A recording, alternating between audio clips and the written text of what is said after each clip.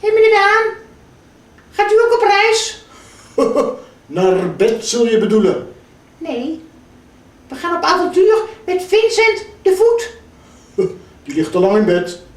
Nee hoor, kijkt u maar achter u. Hé, moet jij niet naar bedje toe? Nee, ik ben niet moe.